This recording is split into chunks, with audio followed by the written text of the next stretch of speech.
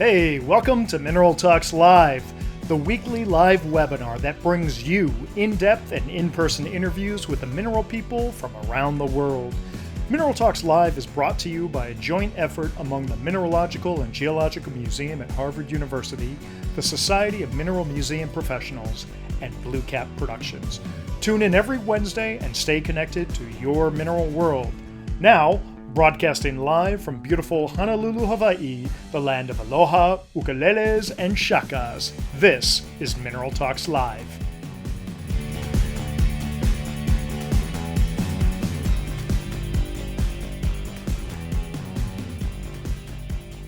Hello and welcome to Mineral Talks Live. Today is Wednesday, February 17th, 2021, and this is our 35th episode of the program.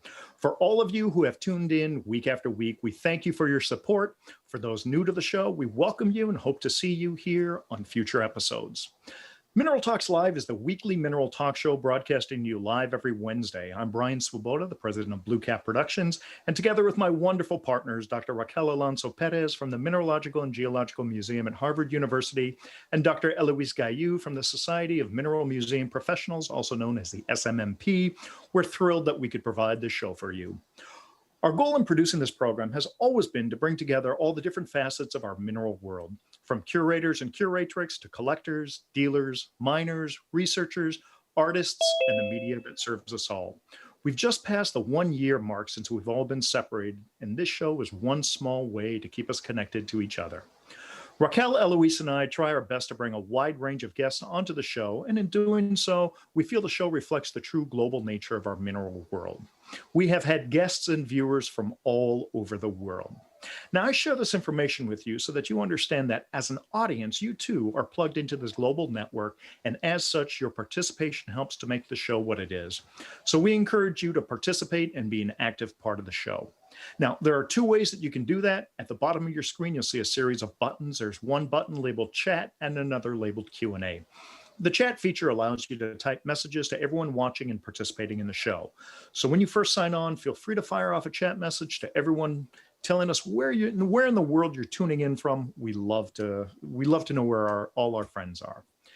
During the interview, our guest and I will be focused on our conversation and not really looking at the chat window. However, both Raquel and Eloise will be very active in those chats, so look for their comments along with everyone else's. Unfortunately, Eloise is not with us today, so Raquel is going to be doing all the heavy lifting today. I'm just going to be having fun. So at times during the interview, Raquel may interject with questions that you're asking so that you can get an immediate answer from our guest while we're still on the topic.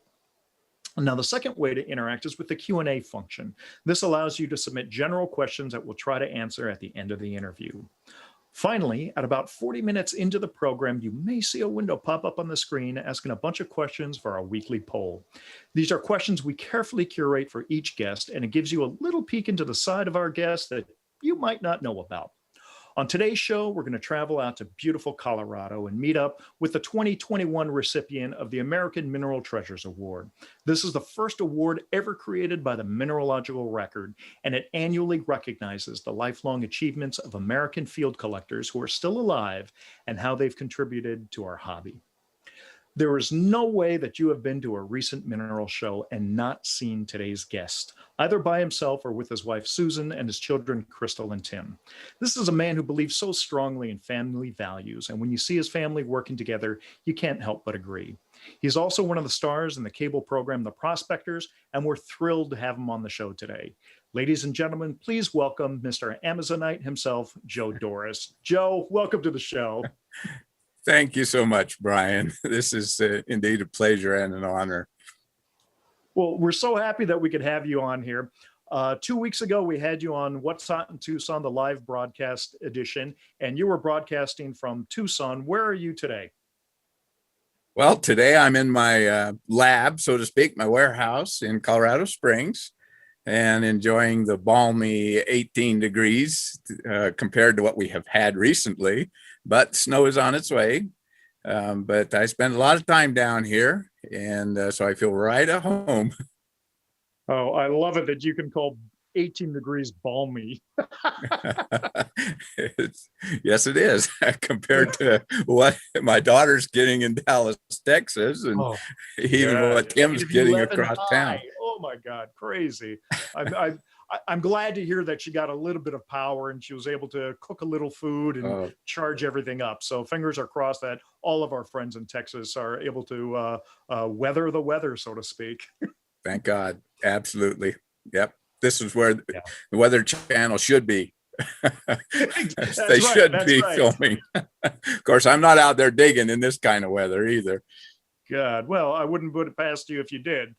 Well, Now, actually, Joe, I have a few rocks here today that came from like the Christmas pocket, and well, I have some from the New Year's pocket. So as long as we could get out there, as whenever we could, we slogged through snow several times to get to some pocket that we were digging.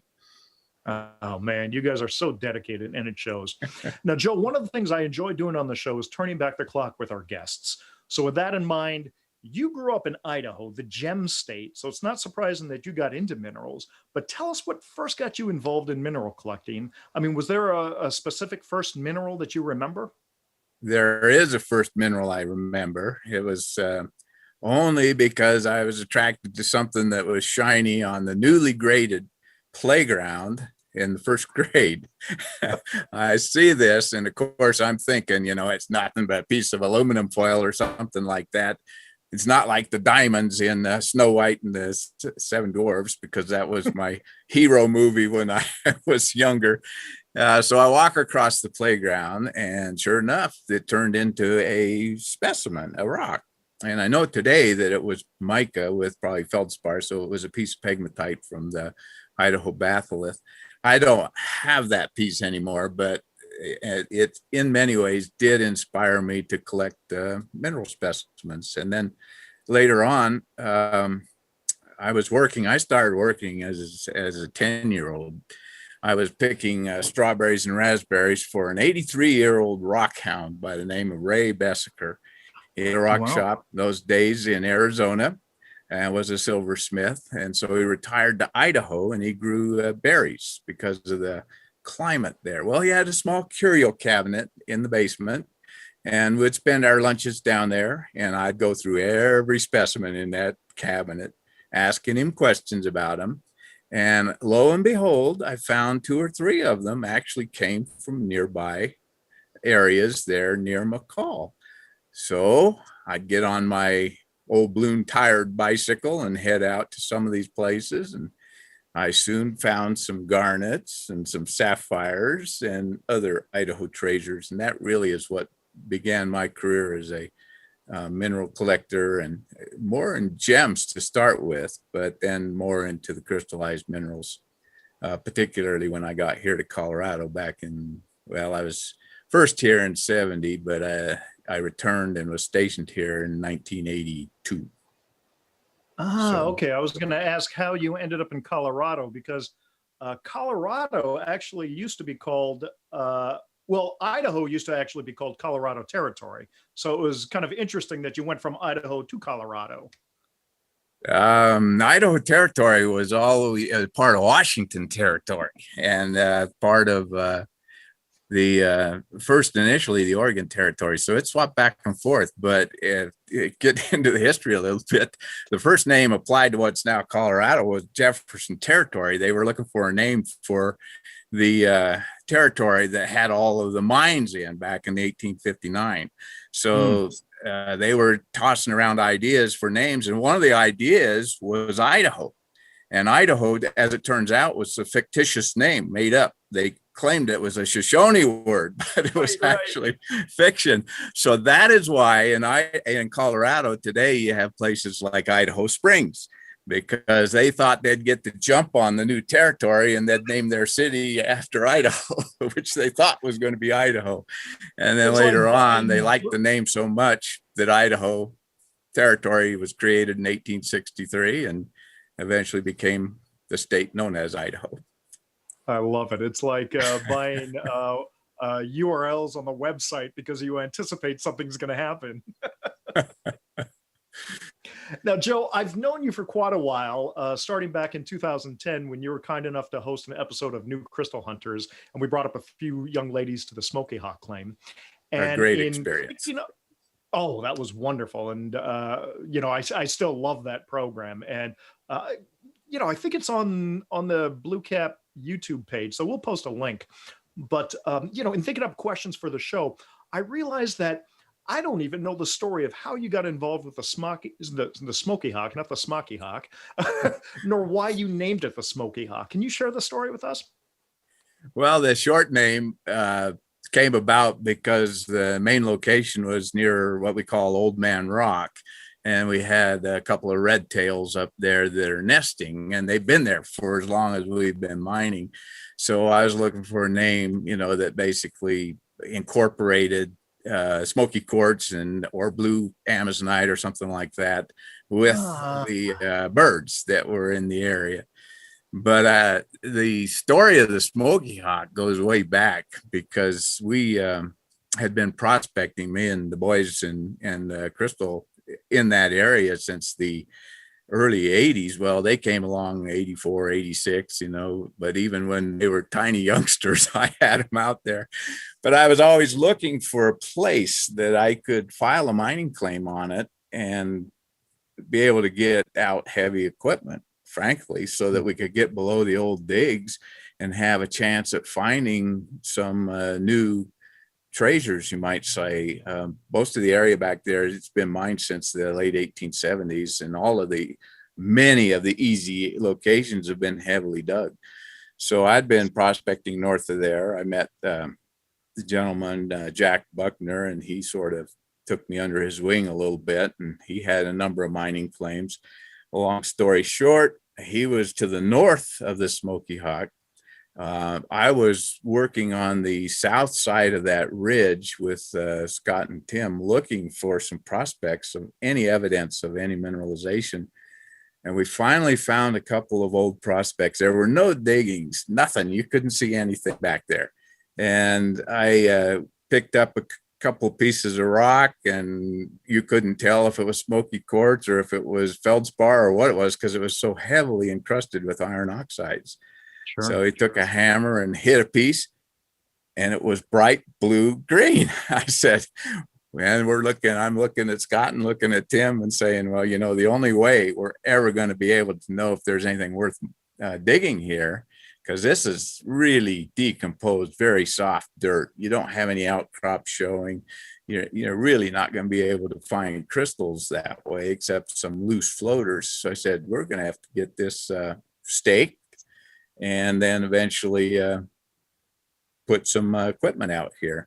And when I staked what became the Smoky Hawk, the claim post to the east extended over some other mining claims. And we, at that point in time, had decided, well, we'll never dig over there because I don't know exactly where these claims are. But it was over the top of an area that had been highly productive to the field collectors. Ray Berry, for example, had found some good material there. But I honestly did not know where the active claims were. But when we put those posts in, I said, well, now I got to figure out where those claims are so I can legally dig. And so I plotted them, and I found out that there was literally an area 100 yards wide that had never been filed on. And so that became the main Smoky Hawk. And yes, so doing the work paid off. And it was very difficult locating these old claims because none of the posts were up anymore. And that's typical, they go down. But I still had the legal obligation to find out where they were. And subsequent to that, we've been able to purchase the claims north and south of the Smoky Hawk. So we've extended our access to what we now call the Smoky Hawk Trend. And so that's a brief story of the Smoky Hawk. I love it. I had no idea. Now, Joe, I know that you have a bunch of specimens that you're going to share with us, but before we get into that, I remember that during the New Crystal Hunters episode, you made a point of sitting down with a large write and whiteboard to explain to the young ladies about the geology of the area. And I thought that was fascinating. I think it actually really helps people in understanding a little bit more about why this area has been so active and such a prolific producer of amazonite, smoky quartz, and all the other things that you found. Can you go into that sort of briefly on the show now, and I've got some images that can illustrate what you're talking about. I will attempt to. Basically, the geology of the area is 1.1 billion year old granite, and granite is a large grained, mostly feldspar with quartz composition. And fortunately, we have what's called pegmatites that ran through that granite, which is mineralitic, or it contains gas pockets. So wherever you have an open cavity, the main minerals can actually crystallize out into much larger crystals. These happen to be what are classified as NYF pegmatites, which is kind of significant because that's niobium, yttrium, fluorine pegmatites, which happen to also be rich in rare earth element minerals.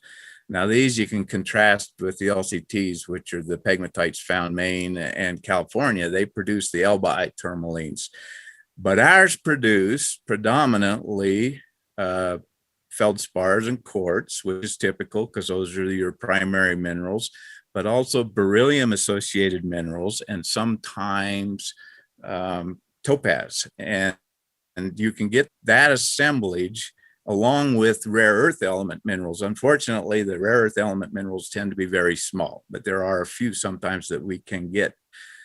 What is interesting, though, is that in these NYF pegmatites, you have lead ions, which through exposure to radiation over a great length of time will become a chromophore in the feldspar and turn it blue-green. So although feldspar is an extremely abundant mineral, as is quartz, when it turns blue-green, it's exceptionally rare.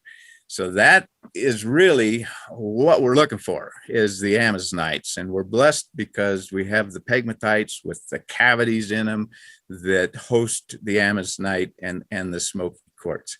So what we're looking for then are these pegmatites. And I think the next picture shows the aerial view, if you will, of the Smokey Hawk claim itself. And I've drawn on here some of the red lines which indicate the strike of the pegmatites that we have found. And it just indicates the trend of these pegmatites. So with the heavy equipment, we're able to work along these trends and open up these small cavities, most of the time very small, but the largest ones can be up to about 8 feet. And we've only hit like 2 or 3 of those. And most of the time, those are going to be common microcline. We can joke about it. You can say that microcline is white amazonite. No, because amazonite is defined as a blue-green feldspar, but it's exactly the same mineral that we're talking about. So most of it is white or tan or beige colored microcline, but it happens that on the Smokey Hawk, for some unknown reason, most of the pockets actually contain amazonite. So that's what we're looking for out there. And to show you a little bit what a pocket looks like, I did some diagrams that you can show on the next slide, I think. When we're field prospecting, we're actually looking for a vertical pegmatite or a more, it's actually a finer grain pegmatite. You wouldn't even recognize it as a large grain pegmatite, but you'll see that kind of ribbon of dark colored rock that I did. And then off each side, you might see some little bits and pieces of green. Well, this is what we're prospecting for. You can go to the next slide. And that shows you the cutaway of what we're actually looking at. That vertical feeder dike is what these more or less linear horizontal dikes have branched off of. And when those bubble out, they are the ones that are most likely to contain the amazonites. So that's what you'd see in a cutaway. So you can look at the next picture. I think I've got, a cutaway that I did, kind of a representation of what we saw, at least on the Smokey Hawk, along a pegmatite that I named the Buckner pegmatite. The little thing that looks like it's floating around, that is a true mineralitic gas pocket. It's just a little pocket, like a gas bubble that occurs in the granite. And then the material there that's remaining are the pegmatites. The rest of it you could envision is just coarse grained granite. So that's how they go through it. And then the other thing that you might notice in that illustration is where it bubbles out, or there is an abrupt directional change in the pegmatite, is where we're most likely to get the pocket formation. Is that because the next fluids, picture, I think, they shows hit something solid and they have time to coalesce there a bit? I missed the question a little bit, but the emplacement of the pegmatite dikes came in, the granite itself about 1 billion years old, and the pegmatite dikes may have come in 100 million years later. So they're slightly younger. But within those dikes, they carry the more of a concentration, if you will, of the rare elements. And like in fractionization of anything, you get a concentration enough in the pocket zone, then you get those rare mineral assemblages to form. Gotcha. Okay, let's go to the next one here. And that's an actual picture of one of the pockets. That is, and everybody asks, are they open? And sometimes there'll be a little bit of remaining open space, but a lot of times they're completely packed with fill. What's happening is the rock, it decomposed. If it didn't decompose like it did, we'd never be able to open these up. It tends to be more resistant around the pegmatite itself, and the pegmatite itself is usually more resistant. It doesn't decompose as rapidly in some cases. So you might have an open space because the pocket has subsided, it has fallen, and it's now collecting in the bottom. And you can see some of the crystals. All it is rubble. And our task then is to collect that and try to find the missing fits. And here, I think the next picture shows an idealized diagram. Well, no, that's the actual pocket of the icon, which is perhaps our most famous pocket. It's one of the largest with high quality amazonite crystals ever discovered. It was 8 feet in depth and about 4 feet in width. And those large amazonites compose a specimen that if I get to, I'll show you, that are now part of the Smokey Hawk queen. But that's how they were. But you can see how it has spalled from the ceiling, and those amazonites are in contact with the floor. There is no open space. And the next diagram shows my drawing of what it looked like when we found it collapsed. You can see the Bovino twin sticking up. You can see the smoky quartz there with the specimen that we ended up naming the icon. And the final picture shows you what it looked like more or less when it formed. So that's what we're looking for. We're looking for those pockets, and the best equipment in the world to use to get to them are those big excavators that we're using, because they can cut down through that decomposed granite. And then when you see the exposure of the pegmatite, you follow that very carefully. And if you're lucky, you'll get an open cavity. And here's Tim doing his magic on trying to piece together one of those pockets. And you can see from the example of the photograph that I showed you why it is necessary to do so. Just over time, they fall apart. And one of the interesting chemical facts of the two crystals, smoky quartz and feldspar, when they breach an open cavity, they tend to repel each other. So they're pushing against each other. If they're constrained in granite, obviously it's solid rock. But if they're in open space, that quartz is going to slightly push away against that amazonite crystal, and that further encourages them to detach and fall apart. So what he's looking for is where these were attached. And obviously we would never put something together unless we're 100% sure of its attachment. But it's like a jigsaw puzzle. They're very, very well defined. It's very rare that you have a question, but like I said, if we ever do, nope, we don't put it on. Well, I know that Tim is really the world's expert at reconstructing these pieces. It's amazing how he can see one piece and even days later look at another piece, and he's got this photographic memory where all of a sudden he says, hang on for a second, and he just poops, and it just lock fits. I mean, I've seen him do this. This guy's incredible. One of the funniest things I observed was when Tim was working on the Icon Pocket and they were filming us for prospectors. He had it laid out on like 8 tables, and he's down at one end while they're filming, and he's trying to find a fit. And then all of a sudden he says, okay, I know where that is. And he wheels his chair around. He goes all the way to the opposite end. He picks up a rock and he brings it back and he fits it on. And they had that on footage, but they never actually showed it on prospectors, but it was phenomenal. Oh my God. I do the easy stuff, Brian. And then Tim comes, finds all the hard clicks.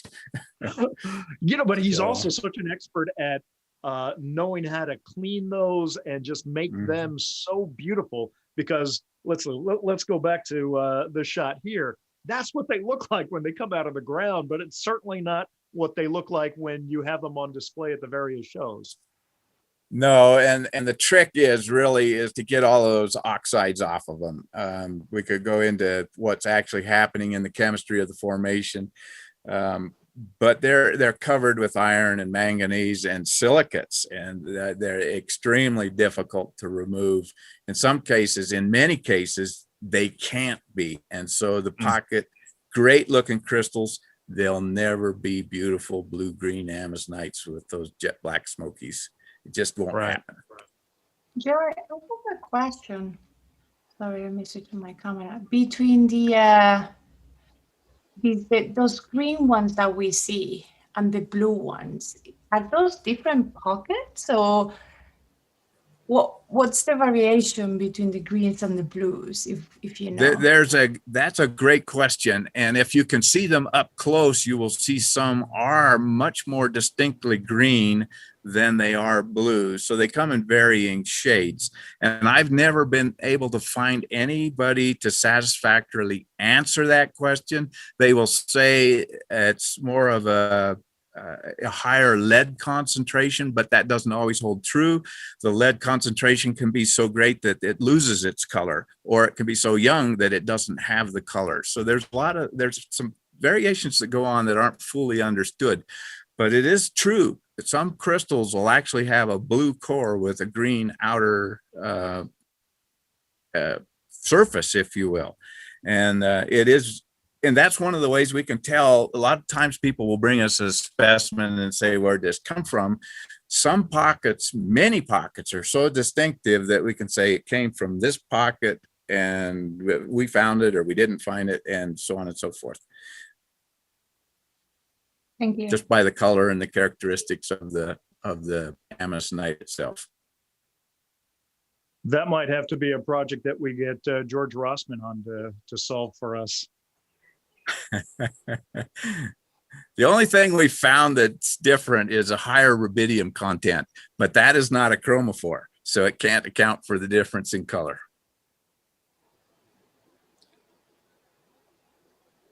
And sorry for the pause. I wanted to bring this up because this is a great example of what we're talking about, and we're about to see a lot of great specimens, but I wanted to share this because Joe, this might be a little bit of a surprise to you, but this yes, was a piece I sold to a good friend of mine recently at the last Munich show, and I think this was from Tim's private collection, and it was. This was 12 centimeters by 8 centimeters by 8 centimeters, and the color on this is fantastic. The photograph that I'm seeing on my monitor isn't really accurate to the real photograph, but it's just a killer piece. So it truly is. I thought that would be a little bit of a surprise for you. You didn't expect that. That piece is from the Majestic Pocket. I think it was 2007 when we found it. And it was a surprise pocket as well. When we were digging, we hit the edge of it and we thought, oh, there's nothing here. I wished I had some pictures I could show you of the pocket. I will show you though, right now. Well, I've got 2 specimens from here when we get to them. This one you don't have a backup specimen of, but this is also the Majestic Pocket. If you see that, it's an interesting piece because you can see the fluorite here with it, and then that nice long jammy smoky quartz coming up through it, and then it has some of the amazonite with smoky quartz as well. So that was one of our best pockets and still one of the most memorable pockets we've ever hit. And it produced some just fantastic specimens. When was the Majestic Pocket opened up? I think 2007. Tim could tell you exactly. And some people will say, well, what's your newest specimens? They always do. And I say, well, this one is. And then they'll say, well, when did you find it? And I'll say 2012. And I say, wait a minute, this is years later. And what you have to realize is that although the pocket may have been discovered in 2009 or 2008, we're constantly trying to clean and prep these, and they aren't going to make it to the collector for 2 or 3 years in most cases. You can't move them through. Everybody says, why do you only mine for 2 months? We basically have a 60-day operation schedule. And I could mine almost 9 months out there. Really, we could. But if we hit a really good pocket, then we've got to get that thing prepped and ready for the collectors. And that's the whole name of the game. So we'll bring it out and we will spend literally the next 8 months cleaning, prepping specimens to get them ready for the next series of gem and mineral shows. And hopefully we'll have what you're looking for. Yeah. I think it's so important that that they get that perspective of what you have to do to pull these things out. There, I believe, is a erroneous belief that you scratch the surface, you find a pocket, and you pull these things out complete. And if anyone has gone up there or spent any time with you, they realize that couldn't be further from the truth. We've seen pictures of the collapsed pockets, how you have to pull it out, how you have to piece it together, clean it.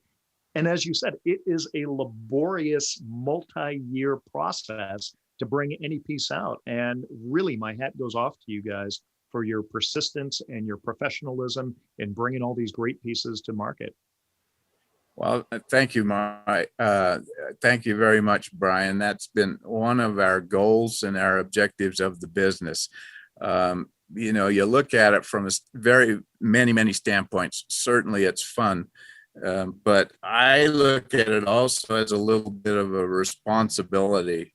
I was blessed with finding the Smokey Hawk. I was blessed with discovering this structure. It had been mined before, but really figuring out the structure and where it ran and how to mine it and get to it. And now we have the responsibility really to develop it to its fullest extent, because that's the only way these specimens are ever going to get seen by anybody or appreciated by anybody. And so that's one of our major objectives. Hey, Joe, could you do me a favor? We just got a message from George Rossman, who's watching the show. He says, if you want to go ahead and send him some samples of different amazonite, he'd be more than happy to do analysis on it and try to figure out what are the factors that make one amazonite more green and maybe make one more blue. So we can help shuttle that over to George if you'd like to do that. I think it'd be a wonderful follow-up to this. Absolutely. I'd love that opportunity. I've been waiting for that. Great, I really have. Facilitate. And I've also been, believe it or not, I keep extending the invitation to like colleges or whenever I have the opportunity. If somebody really wants to come out and study these NYF pegmatites, this is the best opportunity in history to do so, because we are opening these and exposing them so that they can be seen and studied. We have the ability to move our operation to give them access for short periods of time to do it.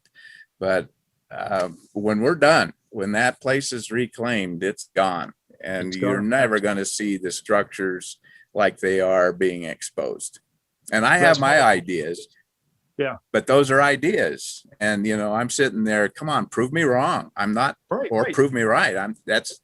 It's the whole point of science.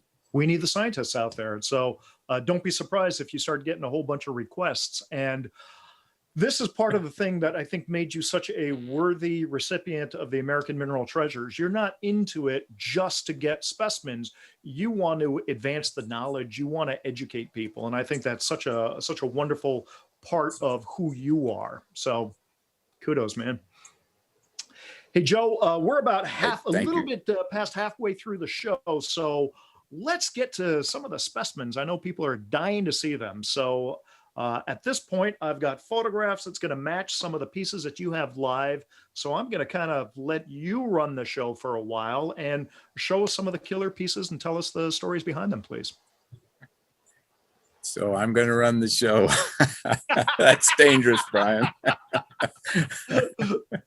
So, well, I will just go through a few pieces. Tim warned me not to overwhelm people.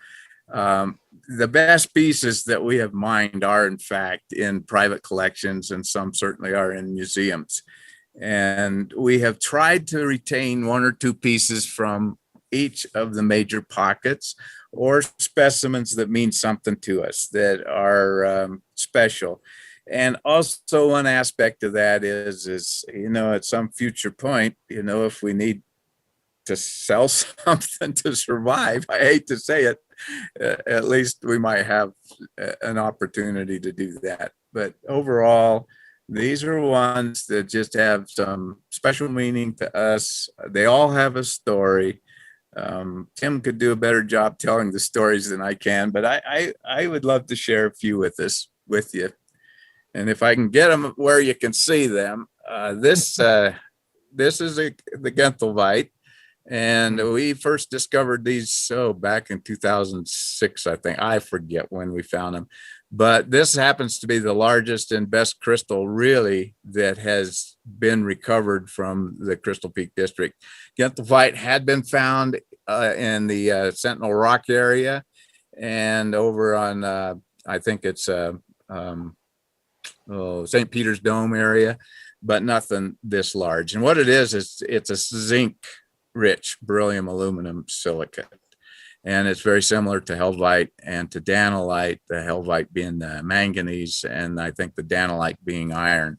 But there's a good photograph of it, but it was a surprise to find. Since this discovery, we have found 2 or 3 other larger ones, or 2 or 3 about the same size, but not as good.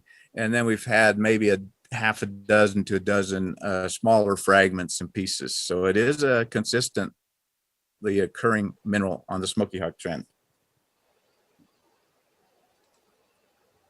I'll go on to another one. Sure. This is it's hard to see here, but it's just a real special little specimen, a nice smoky quartz. And at the base of it, a cluster of 3 very gemmy fluorites. And we do get fluorite. It is one of the primary minerals, but most often it comes in as a secondary or a late stage. So the NYF, niobium, yttrium, fluorine, you would expect to find fluorites, but not this gemmy or lustrous. A good pegmatite fluorite is very rare. And so when you find something like this, it's a very, very special treat to find it. And the quality of this smoky quartz is also very, very nice. So I think that was the fluorite berry pocket, appropriately named. One of the reasons that fluorite is not seen on many of the specimens is because it is late stage and it comes in after primary crystallization. And so it's going to crystallize on the rubble or the bottoms of the pieces, if you will, on the bottom of an amazonite. Does not look attractive as if it's on the top of an amazonite. So it's very rare. Another mineral we get, which is also a secondary, and I love them. They're so underrated, but I think Colorado produces the world's finest, is the Gertite. Goethite. Everybody pronounces it differently. I tried to get Christoph Keilmann to correct me on it. So, but it's after the German philosopher Goethe. So Gertite or Gertite. And in our case, we get many different varieties of it. A lot of times it'll be in 2 or 3 generations. Some of the generations are kind of a bronze color or a reddish color. Some are just lustrous silver. And you can get an association with quartz that has been included with the Gertite. We call it locally onagite. But the onagite is not a species, it's simply quartz that has been included with the Gertite.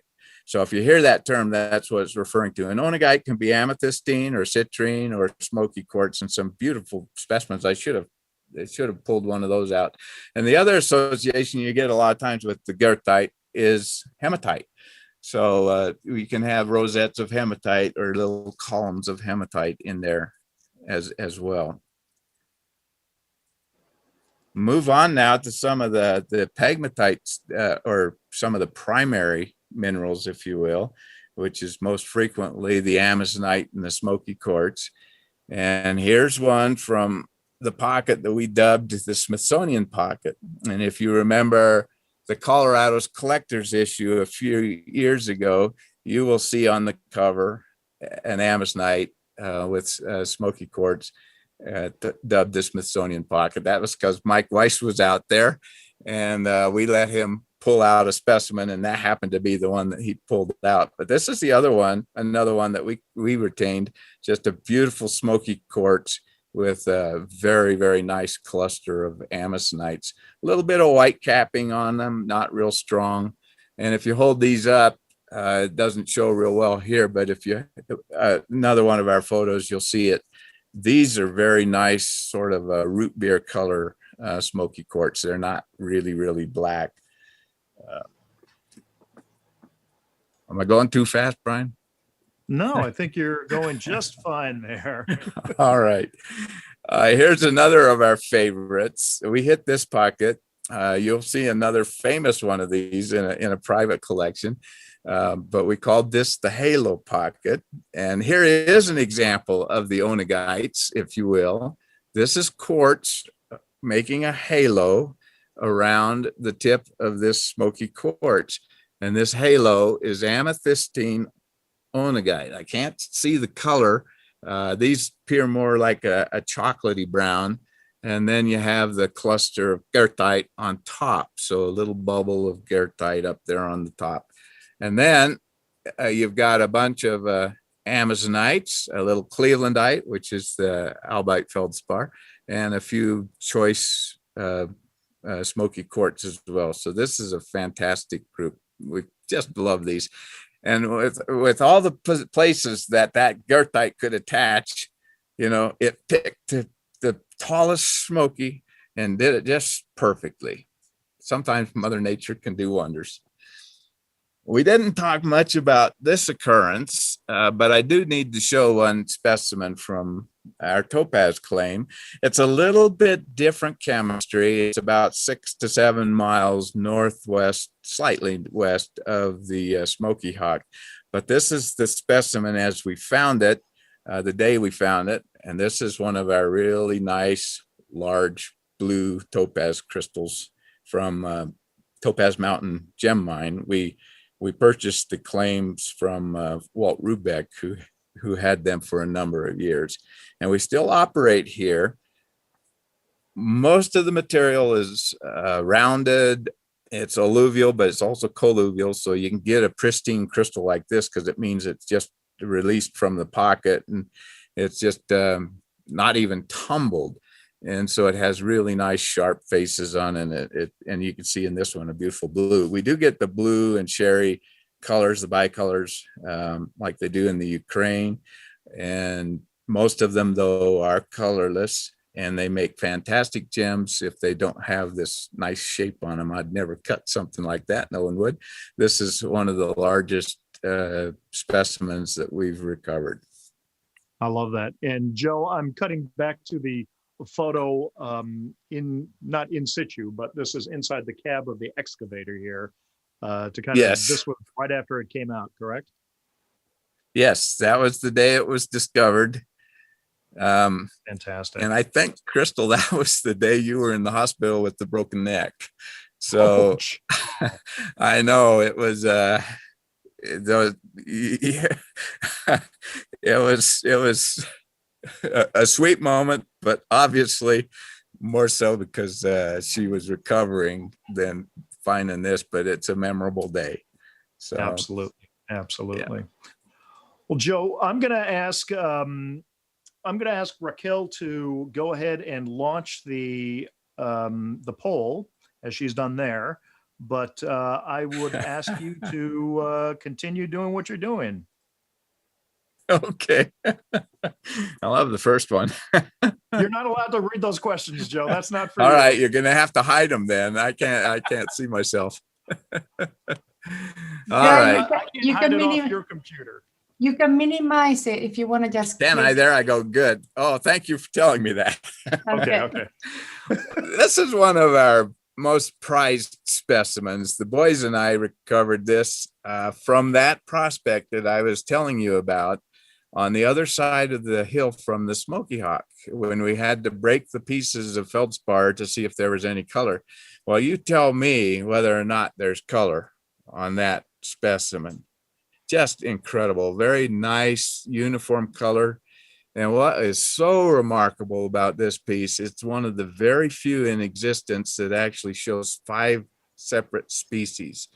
The Zinwaldite mica here, or a lithium-rich biotite is really what it technically is very rarely euhedral. That means exposed in a pocket with the natural crystal faces. And here is a major Zinwaldite crystal. And then, of course, the Smoky quartzes, and then the Amazonite. So we're up to 3. And then you can see a little bit of the white Clevelandite or the albite feldspar down in there. Clevelandite is just the platy variety of albite. And then perched on top is the fluorite. And I think I have a story of the Christmas pocket. That's what this pocket was named, because we found it in December. So yes, we did go mining whenever we could get back there. And George was able to drive his backhoe back there through the snow to get to it. And so we dug that day, and this was the pocket that proved the Blue Smoky was a viable claim. And it's the one that convinced us, well, if there are pegmatites over here with this quality of crystal on it, then what about on the other side of the mountain? And the other side of the mountain, somewhat at the same contour, is all the Smokey Hawk pegmatites. So they are related. But an interesting story on this one. Sorry, Joe. You see that fluorite in that photograph? It's attached to a piece of the Amazonite that had cleaved from the crystal. And I spent hours looking for that cleave to finish that doggone Amazonite, but I wasn't looking for a cleavage that had a perfect fluorite cluster on it. So that was why it took us so long to actually find that. And then when I put it on there, I was just amazed. Talk about luck. That was luck. That's a killer piece. Killer piece. But it's just a special specimen to us. The boys were out there, and we got that on a very, very cold day. Yes, it was below 18 degrees. It was more like freezing. Of course, that's when the alternator went out on the truck and we had to walk out at night in sub-zero weather. Probably have days of stories like that. They're all great. Yeah, absolutely. And here's another really special piece from a special pocket of ours. This one is from the poker chip pocket. And though it was found some time ago, it's an example of those we just are now getting out. Well, they're all gone now.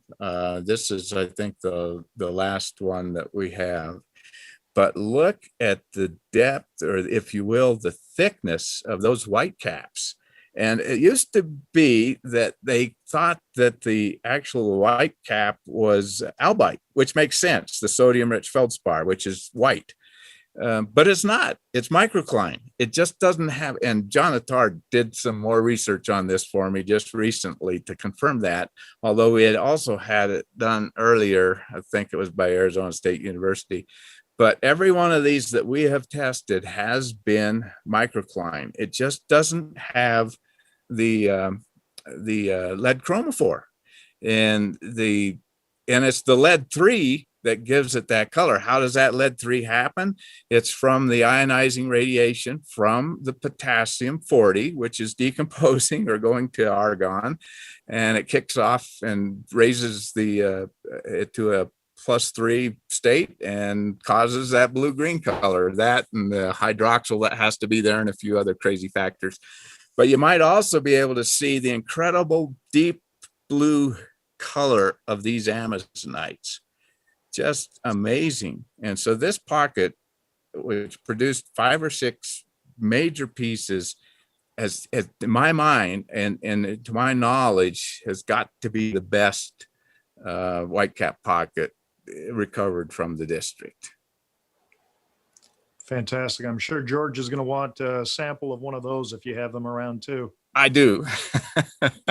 I do. I have some. And here's another example of a really special pocket. We when I hit this, it was just after we opened up the Smokey Hawk. I think back in 2004, we got our permitting all cleared away, I think in 2003. And I thought, well, this is a pretty special specimen. Actually, the story behind this is a little more frightening because we had hit a pocket, and I, correct me if I'm wrong, Tim, you can send me a note. But I had a friend down there visiting, and he was digging, and generally I never allow anybody to dig anywhere close to what we know is a good pocket. So I had him, working on this minor section, and he turned around and says, here, and he popped this crazy rock out of there. And I think it was this one, probably one of the finest combination specimens we've ever found. Nice Clevelandite with just gorgeous amazonites, long crystals. This is rare in a microcline feldspar. You do not get the feldspars standing up to any height. They're usually down kind of low. There's low relief. And so when you get a tall amazonite like that, it truly is a rare specimen. So another one of our favorite ones. Killer piece. We were talking about the Majestic Pocket, and I said I had another specimen from there. And this is the one that most all of you will recognize because it's the one that we have put in a lot of our posters and some of our advertisements. But this one also is the one, let's see if I can get a little bit of a backlight. I don't think I can, but I'll try it. I know the photograph, though, does show it, but you can see the nice transparency of those smoky quartz crystals, just gorgeous. And they turn out to be a nice kind of a light root beer. Justice to it. Yeah. Yeah, there it is. So that's our signature specimen, again, out of the Majestic Pocket. And this is the one that we've retained. As you pulled on me earlier, Gerhard has another one that we had pulled. But we certainly appreciate his support, as we do names, all of the collectors, because again, it comes down to it. This is not a cheap hobby, and we could never, ever produce these without the support that we've got from just some terrific people out there. And Joe, the thing I love so much about this particular piece is just that root beer color of the smoky quartz. It is just stunning. I can look at this photo for hours. This is such a beautiful piece. You can get lost in those that transparent specimens like that. So that's one of the reasons that these smokies are so desirable. Beautiful. It truly is. And then there's this guy. This is the one we have retained out of the Lucky Monday pocket. And I am of the opinion that the Lucky Monday pocket produced the world's best collectible specimens. And you might have heard the names like the porcupine. I can't show you all of those pieces that are in the private collections, but the thing that has made this pocket so incredible is the luster on the smoky quartz, the pristine condition of these smokies, as well as the luster on the amazonites. They have nice luster on them. And typically for feldspar, it's a kind of an earthy luster, if you will. That's how you can determine that this is a feldspar. It's got that dull kind of luster. But on the prism faces, or I'm sorry, on the dome faces of these amazonites, they sparkle. They're bright. They're brilliant. You can't quite see it. Maybe you can. And then the smokies, just absolutely perfect. And they're also lustrous. We don't know exactly why all the Smokies have kind of a satin finish, but that's famous for Colorado. And they're very black, and that's contrasts beautifully with the Amazonites. So there's nothing wrong with that. I mean, it's truly a desirable specimen if you have that nice satin finish because of the color. But we think it might be because this pocket may have had less fluorine in it. It may have not been etched, if you will, as much as the typical pocket, or it wasn't covered or quenched. Other mineral silicates didn't quench on it in the last stages of crystallization. This is one of the things that we have discovered. It doesn't matter how deep the pocket is or the near surface pockets. Yes, they're going to get some clays moving into them, but the deepest pockets that have never, ever been opened up and never exposed to any water are full of clays as well. But the clay is actually a mineral that crystallizes out of the primary melt.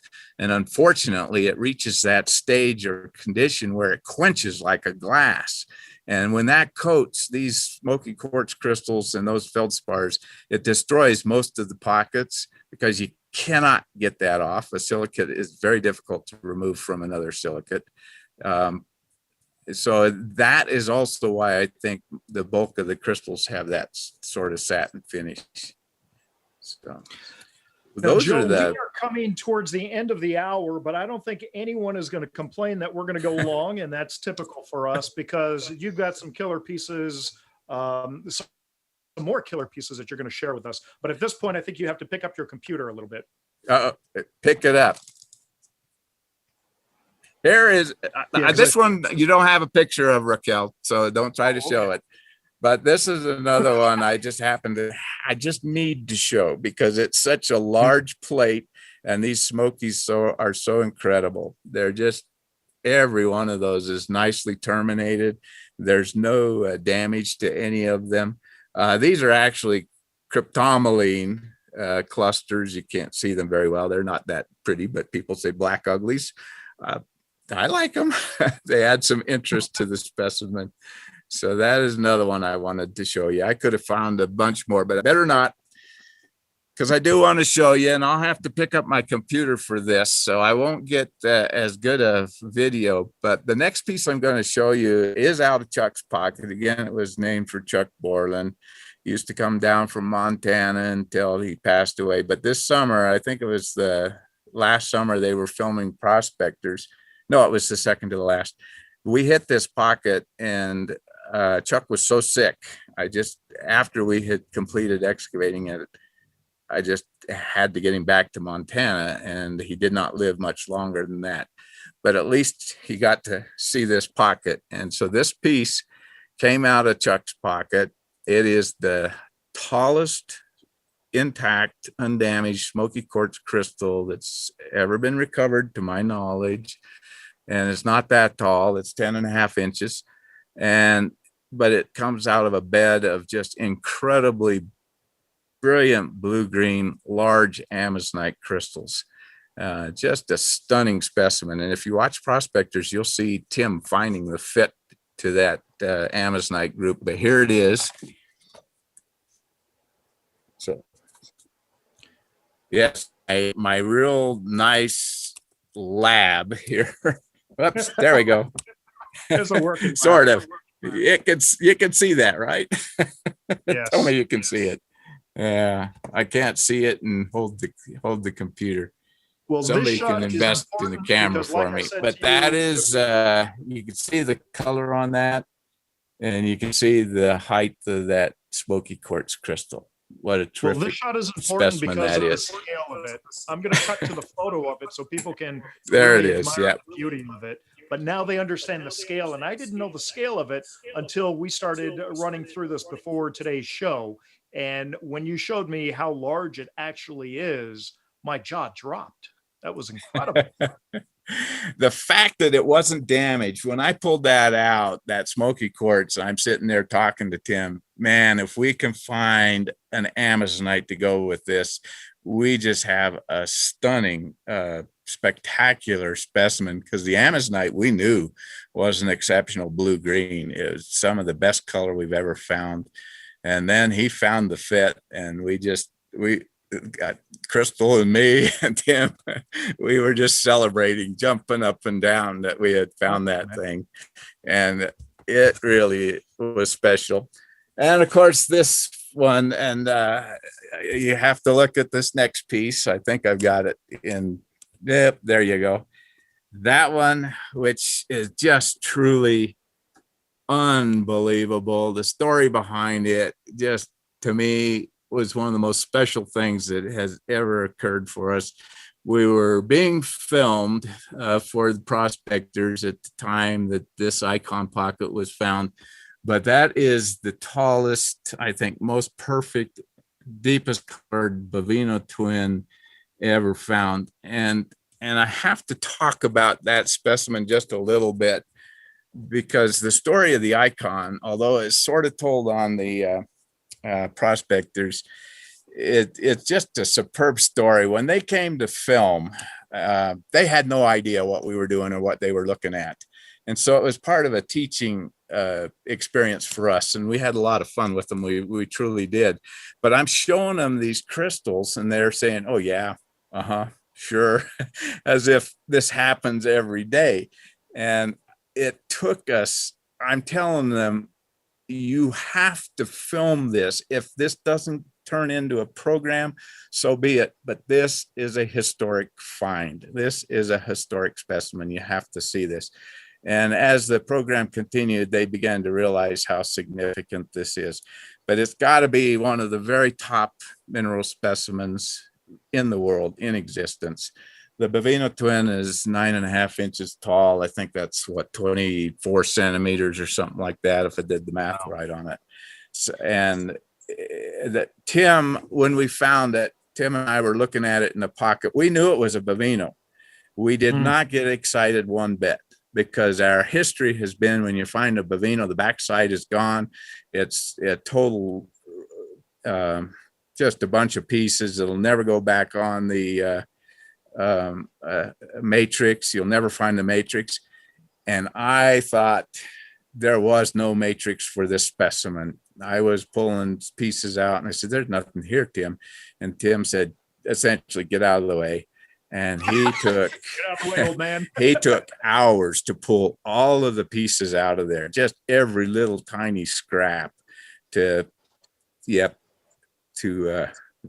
find that attachment for it. And when we found the attachment, which was, there's no question. I mean, there is a portion of the crystal still attached to that matrix where that smoky quartz is at. It fits like a glove. It's just absolutely perfect. But I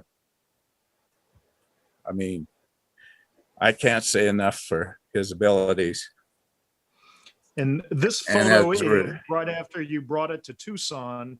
Yep. We had filmed it for What's On Tucson, and this is at the TGMS show where you put it on exhibit. Yep. But that is truly a remarkable specimen, and to have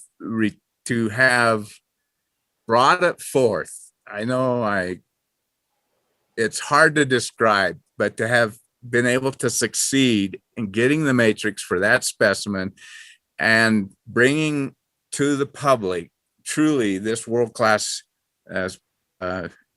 example of Mother Nature's art is just a remarkable achievement. Well, Joe, I know you have two other pieces to share with us, so now we're going to talk royalty, if you don't mind. Royalties? Not royalties, royalty, the queen and king. Oh, royalties. Okay. This one we have dubbed the Smokey Hawk Queen, and it is the second largest group to come out of the icon pocket. I know it's hard for you folks to see that. Joe, move the computer left to right. Come on, help me out. Stop talking to yourself in public. So, but notice from this specimen, this is truly an Amazonite specimen. It's not a smoky quartz Amazonite. It's an Amazonite smoky quartz. If you look at those two central Amazonites, they're just rising out of the ground, and the way they are formed and the aesthetics on that are just superb. Those are clearly some of the largest quality Amazonites. I should have had the reverse picture, but that's good enough. But just the aesthetics of Amazonite or microcline feldspars in general, the way they are, they're blocky, they have the geometric shapes on them. They contrast so well with the hexagonal, tall, smoky quartz. There's nothing like it, really, in the mineral world. So these are truly remarkable specimens. And then when you get these really large Amazonites with this really nice color, you're talking a rarity that is difficult to measure. And then the quality of the Smokies on this piece are not bad either. And this one is just shy of 2 feet long.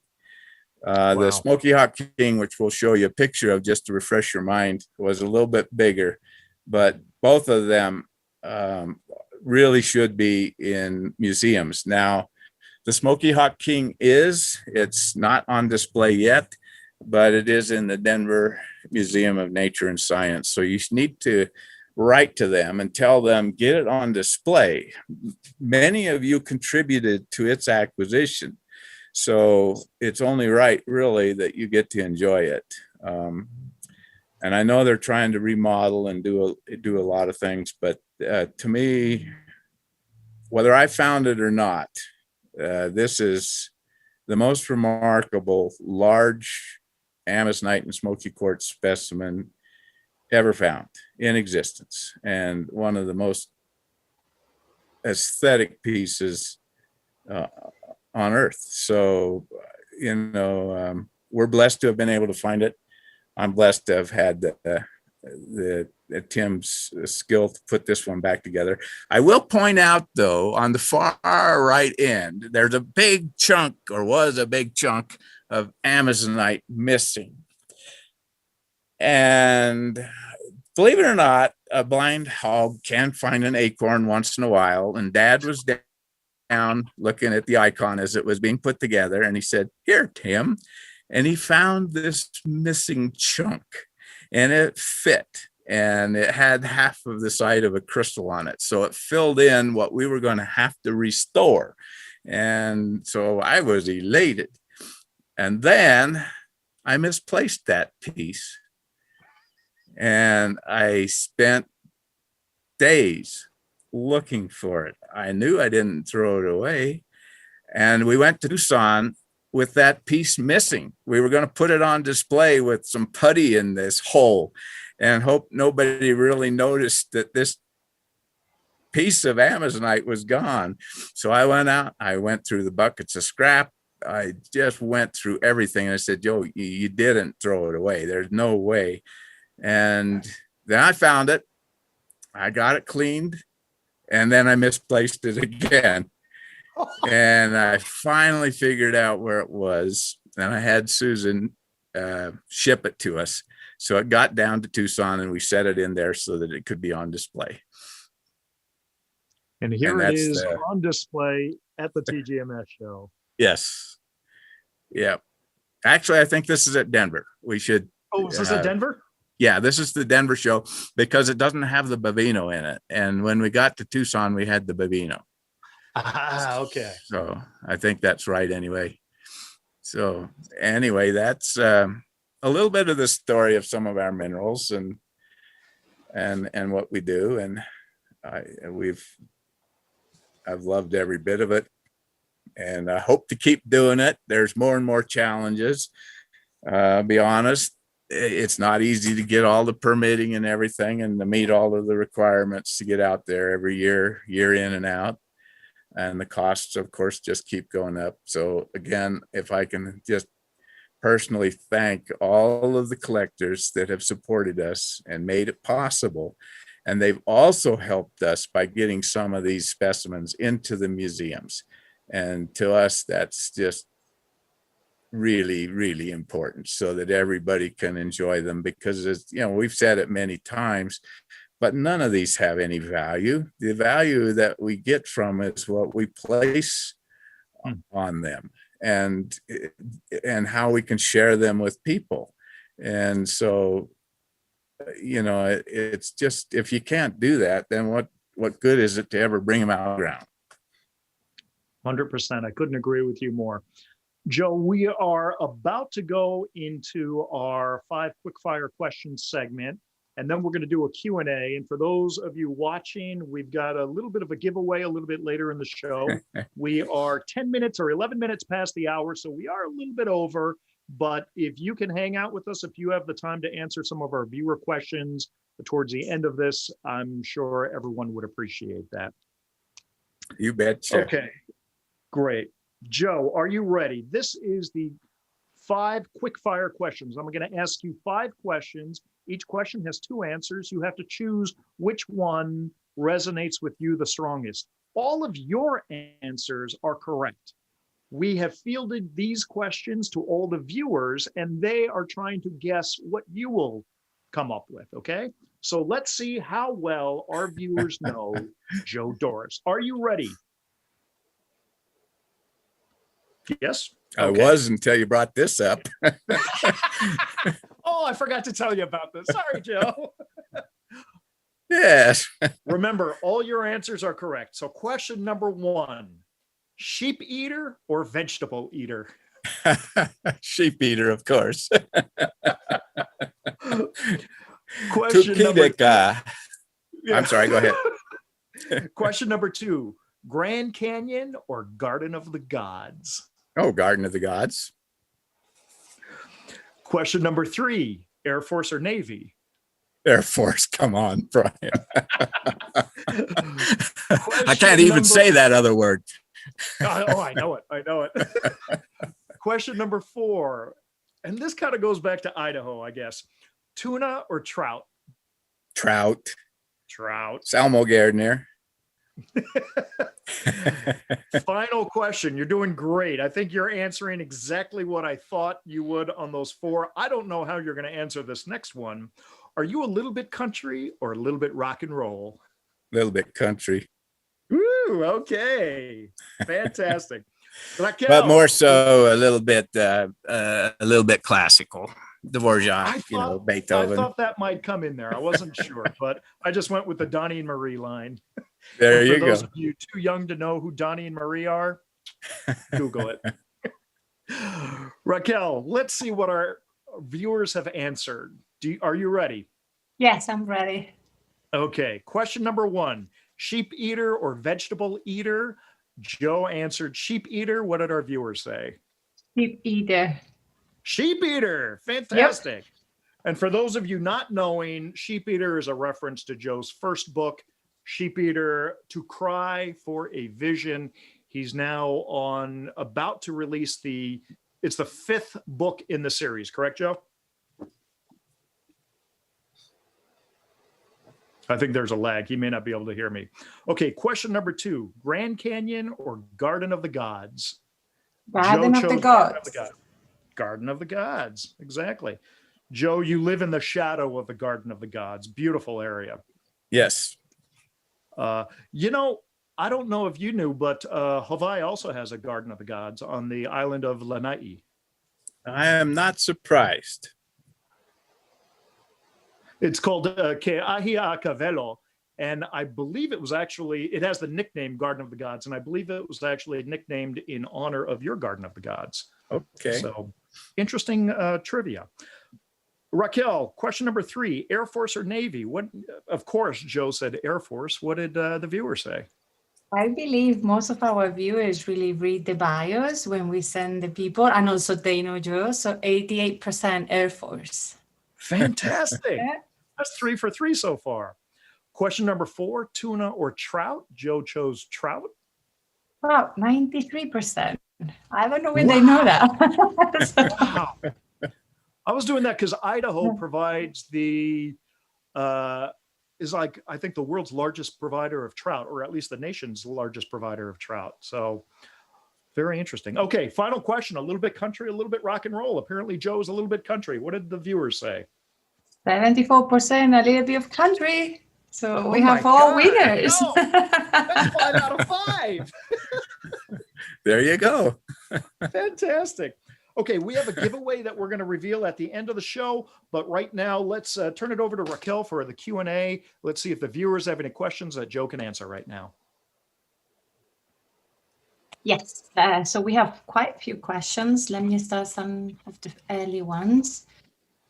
Oh, okay. Do you have any cyclic twins to show us? Do I have any what? Cyclic twins. No, I do not. It's not typically, you don't see that in feldspars. And I don't have any of the minerals that it might, unfortunately. I didn't bring any examples of the feldspar twins directly, except the Bovino. But the other two that we would have would be the Manitowoc and the Carlsbad. Unfortunately, I can't show those. Thank you. We have a question from Dick Stada. He collected topaz at your Topaz Claim shortly after the big forest fires. His question is, did the fires make it easier to find minerals in the area following in the years? It made it easier to discover the pegmatites because you can see usually the quartz that occurs in the pegmatite, and that's your predominant feature of the pegmatites. We did discover one pocket. The two, Scott and Tim, were crossing what's now the Smokey Hawk and actually found some large pieces of amazonite. They had been, the color has almost faded because heat will destroy the color in amazonite. High heat will destroy it. So they were very pale, but it led us to one of the significant pockets that we did find.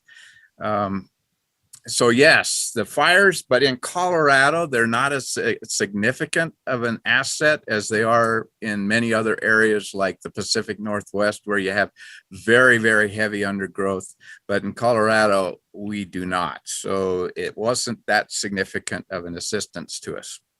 How it assisted me was it made it a little bit easier to get my permitting, because I would not have to remove any live trees, because they had already been burned.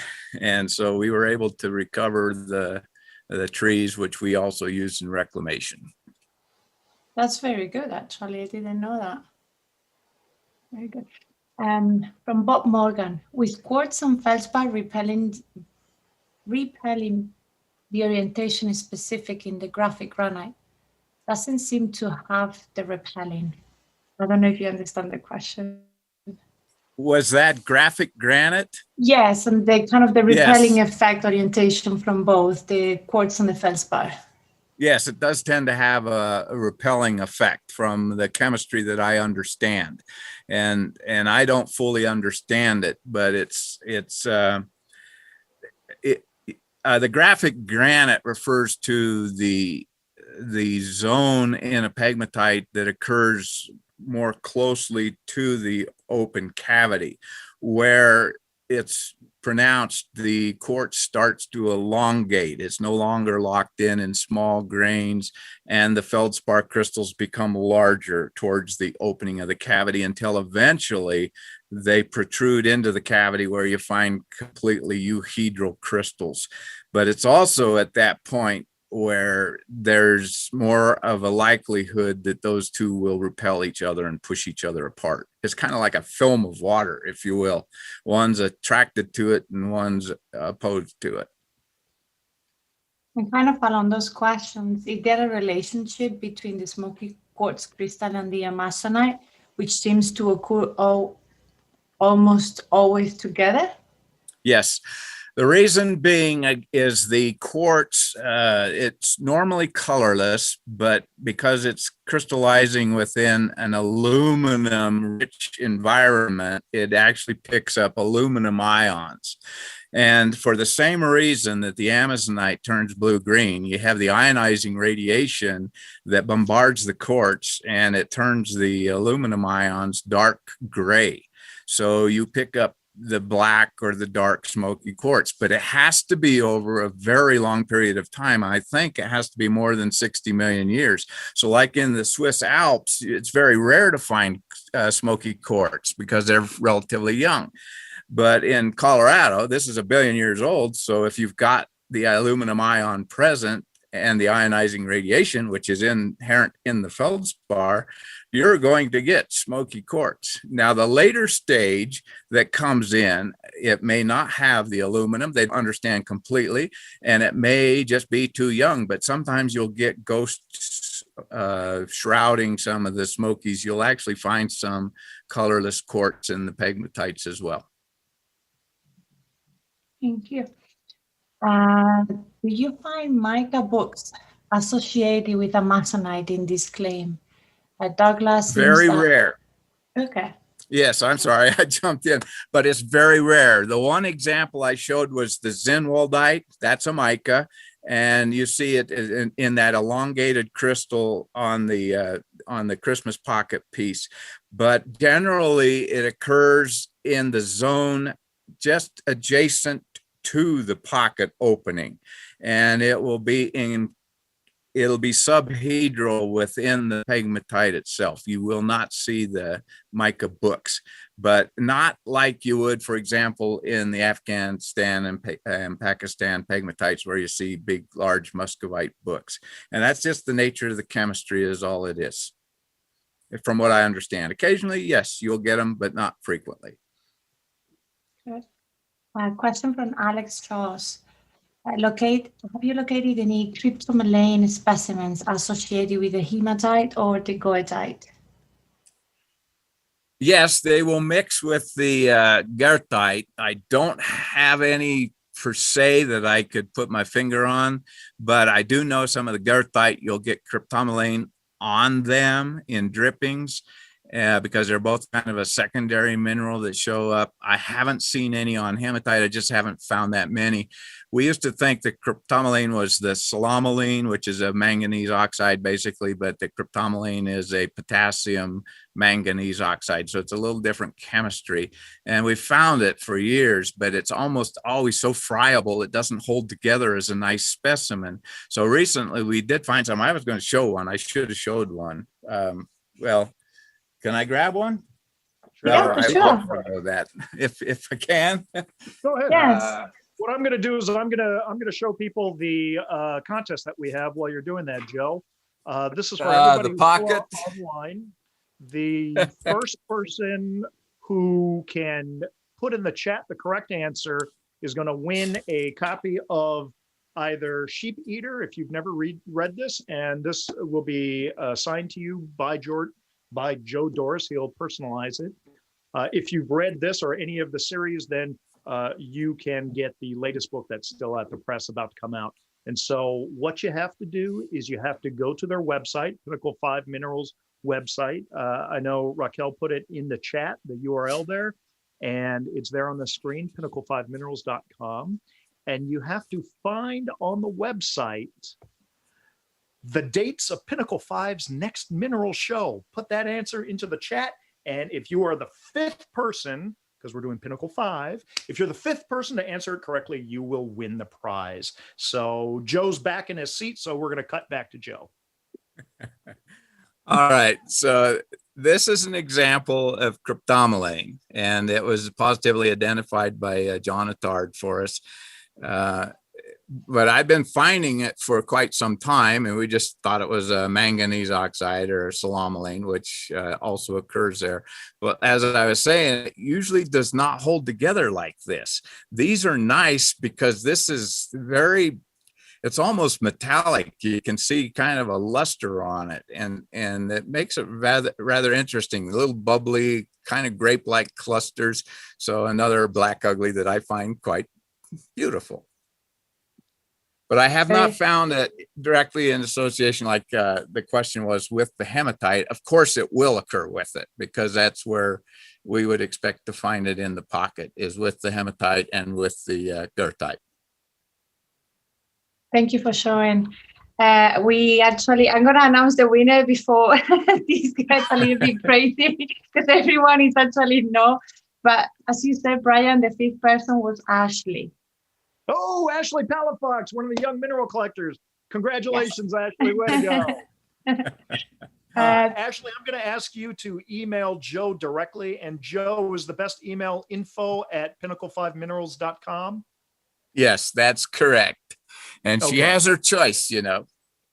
Yeah. So Ashley, email Joe directly, let him know which book you would like and your mailing address, and he will get that off to you just as soon as he's able to.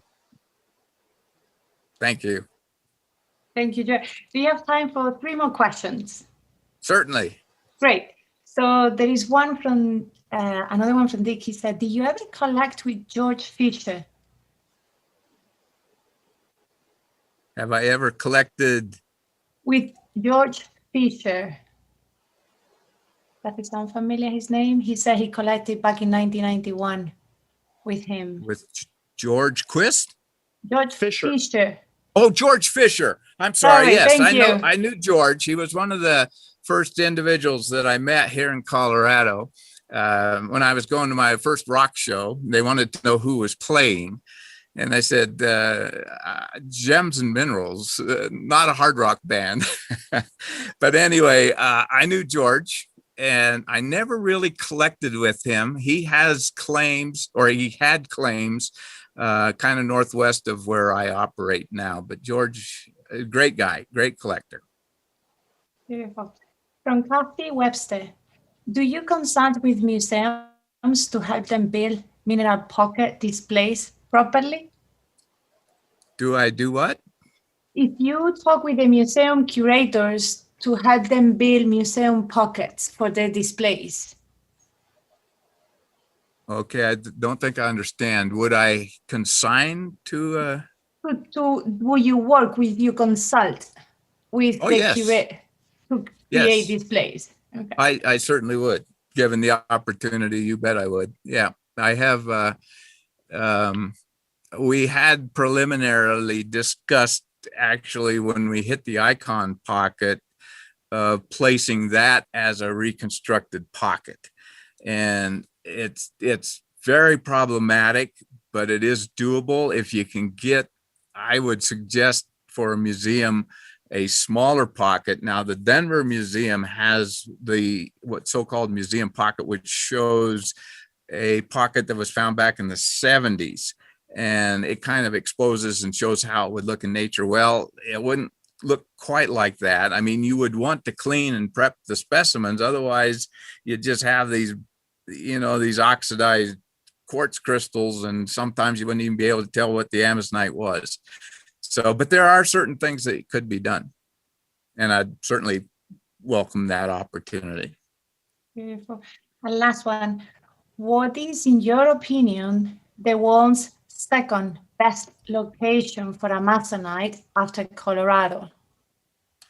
Well, I would have to, as far as I know, it would be Ethiopia. There are some good specimens that come out of there. Generally, they're lighter in color. I've seen some deep colored ones, and the Smoky quartz is generally much lighter as well. It's not the deep black. So that would be probably the best and most likely source of crystallized specimens. Now, certainly amazonite occurs in Madagascar and in Brazil and in Russia and other locations as well, but it's in larger pegmatites, and it's rare to get a euhedral crystal. Thank you so much. You're sure welcome. Wonderful. Joe, thank you so much for being on our show. We're about half an hour over our originally scheduled end time, but I don't think anyone is disappointed by that. Really want to thank you again. Congratulations on the 2021 American Mineral Treasures Award, and well deserved.